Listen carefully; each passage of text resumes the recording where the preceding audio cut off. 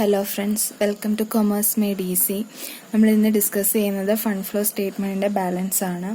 നമ്മൾ പറഞ്ഞു fund flow അനാലിസിസിന് വേണ്ടിയിട്ട് രണ്ട് സ്റ്റേറ്റ്മെൻറ്റുകളാണ് വരയ്ക്കുന്നത്. Schedule of changes in working ക്യാപിറ്റലും statement of sources and application of fund. നമ്മൾ schedule of changes in working capital already കണ്ടു കഴിഞ്ഞു. നെക്സ്റ്റ് വരുന്നതാണ് statement of sources and application of fund. Fund flow അനാലിസിസിലെ ഏറ്റവും ഇമ്പോർട്ടൻ്റ് ആയിട്ടുള്ള പാർട്ടാണ് statement of sources and application of fund. ഇതിനെ തന്നെയാണ് ഫണ്ട് ഫ്ലോ സ്റ്റേറ്റ്മെൻറ്റ് എന്ന് വിളിക്കുന്നത്. ഇതെന്ന് പറയുന്നത് നമ്മൾ schedule of changes in working ക്യാപിറ്റലുമായിട്ട് കമ്പയർ ചെയ്ത് പറയുവാണെങ്കിൽ schedule of changes in working ക്യാപിറ്റലിൽ നമ്മൾ ഉൾപ്പെടുത്തിയിരുന്നത് കറണ്ട് അസറ്റ്സുകളും കറണ്ട് ലൈബിലിറ്റീസുമാണ്.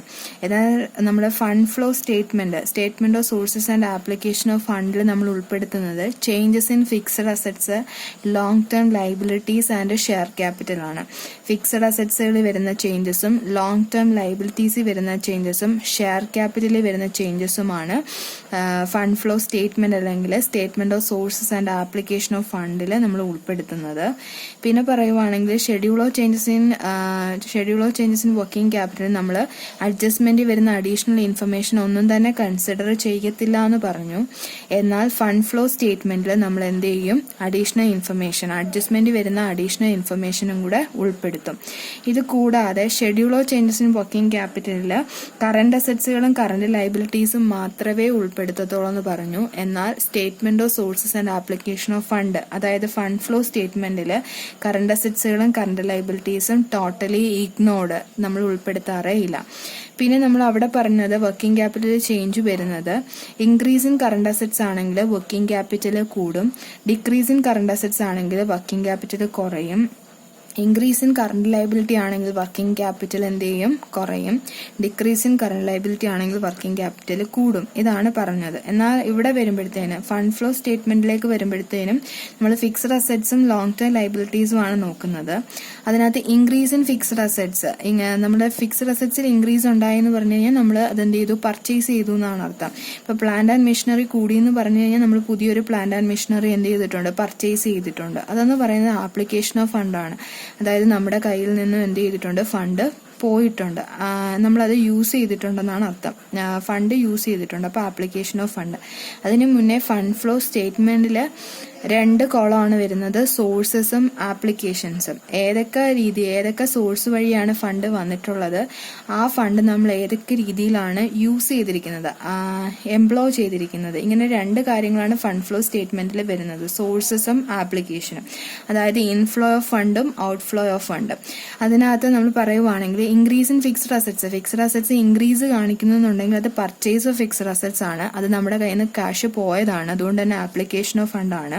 ഇനി ഡിക്രീസ് ഇൻ ഫിക്സഡ് അസറ്റ്സ് കാണിക്കുന്നുണ്ടെങ്കിൽ ഒന്നുകിൽ അത് ഡിപ്രീസിയേഷൻ ആയിരിക്കും, അതല്ല ഒന്നുണ്ടെങ്കിൽ അത് സെയിൽ ആയിരിക്കും. സെയിൽ ആണെന്നുണ്ടെങ്കിൽ it is A source of fund. നമ്മൾ ഫിക്സഡ് അസറ്റ്സ് വിറ്റിട്ടുണ്ടെങ്കിൽ നമുക്കതിൽ നിന്ന് ഫണ്ട് വന്നിട്ടുണ്ടാവും, അതൊരു സോഴ്സ് ആണ്.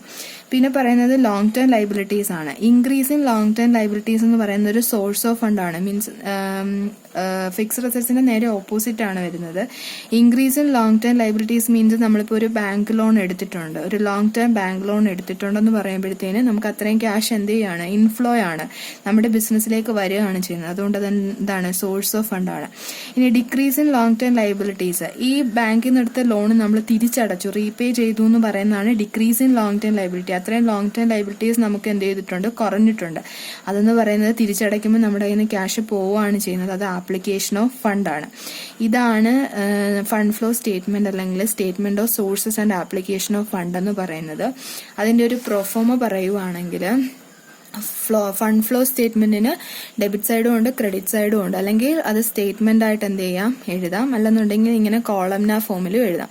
കോളംനാർ ഫോമിൽ എഴുതുവാണെങ്കിൽ ലെഫ്റ്റ് സൈഡിൽ വരുന്നത് സോഴ്സസും റൈറ്റ് സൈഡിൽ വരുന്നത് ആപ്ലിക്കേഷൻസും ആണ്. നമ്മൾ ഈ പറഞ്ഞതൊക്കെ തന്നെയാണ് സോഴ്സസ്, ആപ്ലിക്കേഷൻസ് എന്ന് പറയുന്നത്. നമ്മളത് ജസ്റ്റ് പറയുവാണെങ്കിൽ ഇഷ്യൂ ഷെയർസ്, നമ്മൾ ഷെയർസ് ഇഷ്യൂ ചെയ്തുകൊണ്ട് ക്യാഷ് എന്ത് ചെയ്തു? റേസ് ചെയ്തു. അപ്പൊ ക്യാഷ് വരുവാണ് ചെയ്യുന്നത്, അതുകൊണ്ട് അത് സോഴ്സ് ആണ്.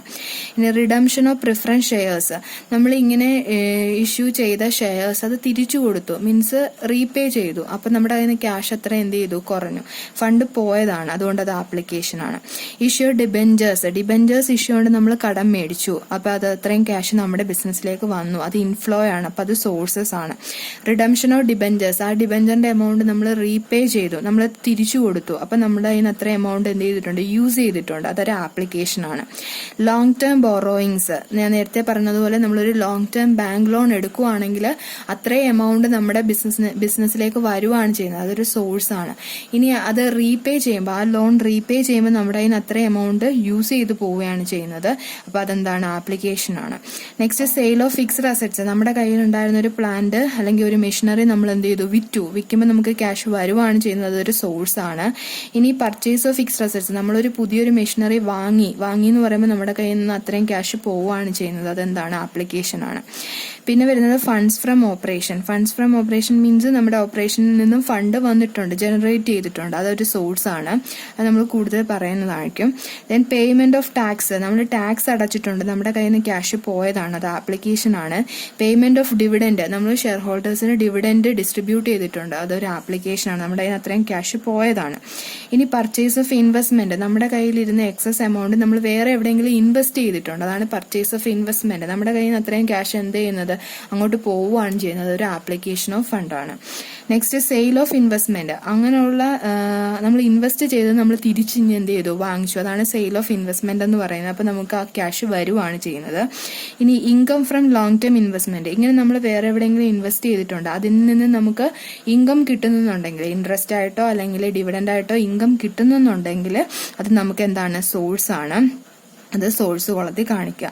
നെക്സ്റ്റ് ഓപ്പറേറ്റിംഗ് ലോസസ് വരുവാണെങ്കിൽ അത് ലോസസ്, നമ്മുടെ കയ്യിൽ നിന്ന് നഷ്ടം വന്നതാണ്, അതെന്ത് ചെയ്യുക, ആപ്ലിക്കേഷൻ ആയിട്ട് കാണിക്കുക.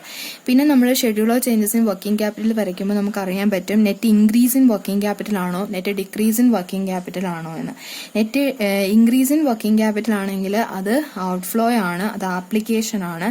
എന്നാൽ net decrease in working capital ആണെങ്കിൽ അത് സോഴ്സ് ആണ് അല്ലെങ്കിൽ ഇൻഫ്ലോ ആണ്, അത് ഏത് സൈഡിൽ കാണിക്കുക, സോഴ്സസ് സൈഡിൽ കാണിക്കുക. Net increase in working capital ആണെങ്കിൽ അത് ആപ്ലിക്കേഷൻ അല്ലെങ്കിൽ ഔട്ട്ഫ്ലോ ആണ്, അത് എന്ത് ചെയ്യുക, ക്രെഡിറ്റ് സൈഡ് ആപ്ലിക്കേഷൻ സൈഡിൽ എന്ത് ചെയ്യുക, കാണിക്കുക. ഇതാണ് ഫണ്ട് ഫ്ലോ സ്റ്റേറ്റ്മെന്റ് എന്ന് പറയുന്നത്. ഇനി ഇതിനകത്തത് അഞ്ചാമത്തെ ഐറ്റം ആണ് ഫണ്ട്സ് ഫ്രം ഓപ്പറേഷൻ. ഇതെന്ന് പറയുന്നത് പ്രോഫിറ്റ് ആണ്.